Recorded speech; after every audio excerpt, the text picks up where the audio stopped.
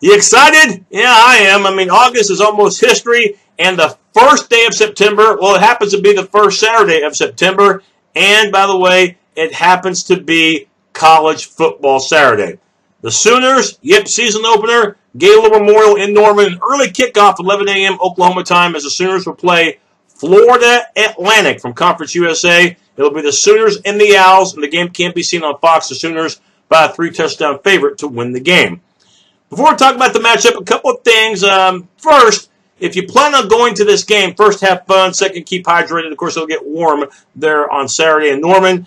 Also, two, be prepared to wait longer than normal. That's because of a new clear bag policy that has been enforced by Gaylord Memorial Stadium. In the past, there have been many bags that have been permitted by fans for entrance into the games, but that's pretty much history, like backpacks, like diaper bags, just name a couple, prohibited. If you go Google it, if you go to the ou.edu website, I'm sure there's going to be a link under athletics as far as which bags are and are not permitted.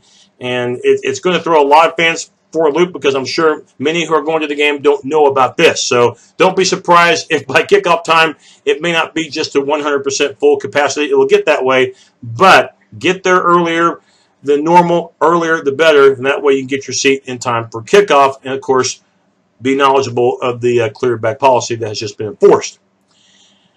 If you don't learn from history, you are doomed to repeat it. I'm sure you've heard that cliche time and time again. I believe that is accurate. In the case of Oklahoma, it's 100% true, and I'm going to give you an example, okay, before we break down the Oklahoma-Florida Atlantic game.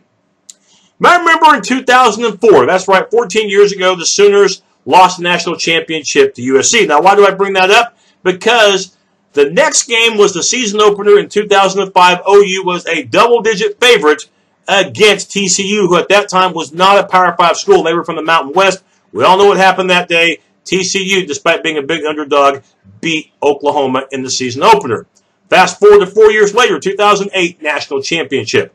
Oklahoma lost to Florida. The next year, Oklahoma played another Mountain West school. At the time, they were Mountain West, B.Y.U. For the 2009 opener, OU was a big favorite in that game, and we know what happened. Sam Bradford got hurt. The Oklahoma offense pretty much played dead, and B.Y.U. pulled off the upset that day in Arlington.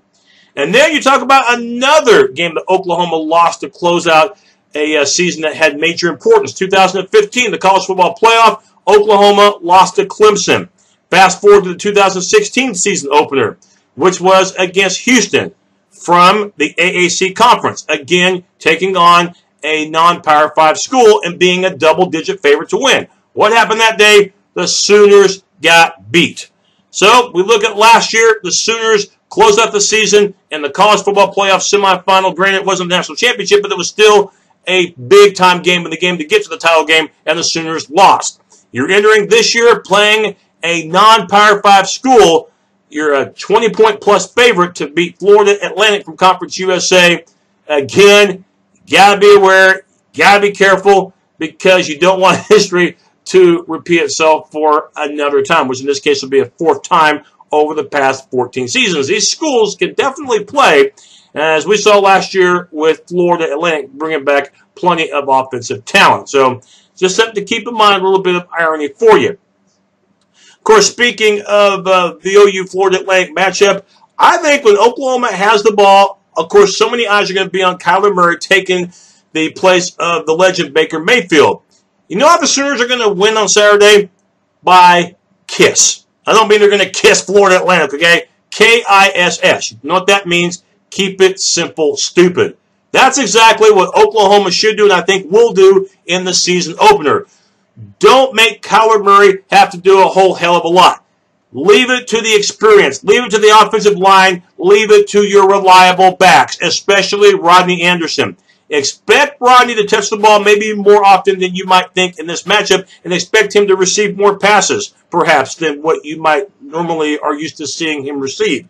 I think the Sooners are going to give Florida Atlantic a slow, steady diet of the runs. I think that's going to happen. Florida Atlantic's not a terrible team as far as the defensive line, but they're not great either last year, just outside the top 50 in rushing defense, giving up 159 yards on the ground per game. Expect Oklahoma to utilize the ground attack. Expect the Sooners to use Anderson, to use Sermon, Marcellus Sutton. It's going to be a rushing attack. And, of course, expect Kyler Murray to run the ball as well. We get to see that weapon from the new Oklahoma QB. Of course, the Sooners will throw, and I think they will have success throwing. But the big thing for the Sooners, start off by not forcing stuff. Let the ground game, let the offensive line do the dirty work. Florida Atlantic, last year they were a little bit vulnerable against the pass. 74th in the country, 230 yards per game is what they gave up through the air. But what the Owls were really good at last year in doing was forcing turnovers. 20 interceptions by that defense. So you know they've got athletes that can get the job done. And speaking of Florida Atlantic athletes, one guy whose name I know you're going to hear quite a bit on Saturday because he gets involved in tackling, and that is Aziz Al-Shire. This guy had 147 tackles a year ago. He's had a bit of an injury-plagued career, though. A couple of off-season surgeries already in his career. This most recent one for Al-Shire was his shoulder. In fact, that kept him pretty much out of spring practice, but he's ready to go, and he's a guy that will cover a lot of field for Florida Atlantic. So, you know, Aziz Al-Shire, a guy to watch out for on Saturday. And this Oklahoma defense knows that they're not playing against the likes of UTEP or playing Tulane. They're playing against a Florida Atlantic offense that will present massive problems.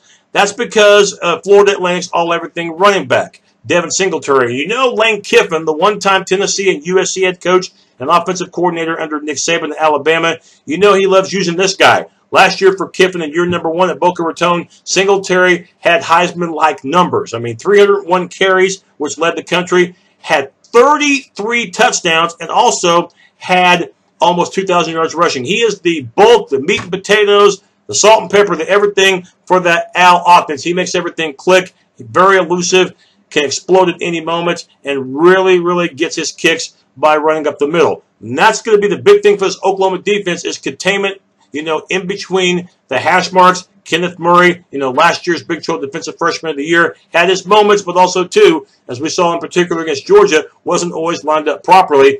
And that can't happen again because otherwise it's going to be another long day for the Oklahoma defense, and there'll be more drama in this game than necessary.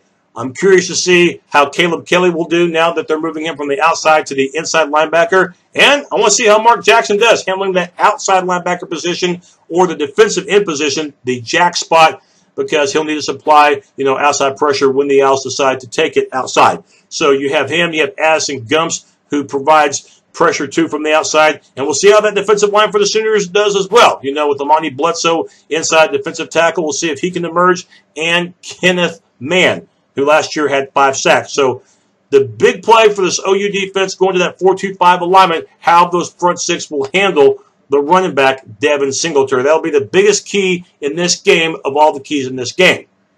Of course, quarterback, still don't know who the starter is going to be for the Owls. I mean, they've got 3 guys who did not start their career in Boca Raton. In fact, Rafe Peavy started his career at SMU. The one-time Florida State quarterback, DeAndre Johnson, could be him on Saturday.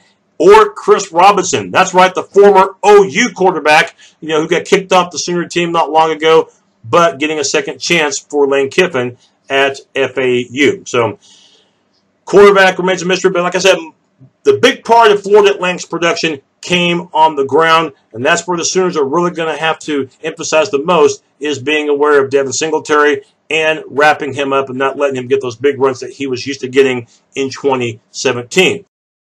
And finally, my prediction on this game. Look, I think that Florida Atlantic is definitely game. As a matter of fact, they got one of the better running backs in the country. So for that reason, I don't think this thing's going to be decided by halftime. In fact, you know, it could very well come down to late third quarter, early fourth quarter. I do, however, expect Oklahoma to have some halftime adjustments handy to where, you know, Singletary isn't having as much success in the second half. OU's pretty good at those adjustments. And at the same time, I think Oklahoma's offense, the offensive line in particular, and the ground attack will have success from quarter 1 to quarter 4. OU will give up some points, but they're going to score a lot more. I'm going to go 45-21. That's my final score. Oklahoma to pull away from a very determined and worthy opponent in Florida Atlantic. Just some reminders before we wrap up. My post-game of Oklahoma-Florida Atlantic will be sometime Saturday evening. It won't be immediately after the game, but it will be Saturday evening sometime, so make sure to check that out. my thoughts on what happened between the Sooners and Owls Saturday night. And if you've been watching my blogs throughout the summer, thank you. And you probably already know that we are continuing my team-by-team college football previews. I've got 4 to go as far as the team-by-team goes. Duke, Virginia, North Carolina, and my last one will be Virginia Tech. I'll try to get all 4 before Saturday. In case I don't get to Virginia Tech by Saturday, no big deal. The Hokies do not play until Monday night against Florida State, so there's still a little bit of time there.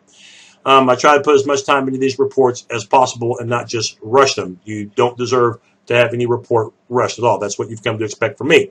My 3 picks, where I picked 3 games against the spread, we're bringing that back. We'll have that Friday. Me and the almighty Coin, who both, by the way, both of us went above 500 last season. Hope to do the same thing again. We both tied last year in the 2017 team standings. So don't forget all those things I just mentioned. I know that's a truckload. Again, looking forward to another fantastic Oklahoma season. Let's get 2018 kicked off. Boomer Sooner.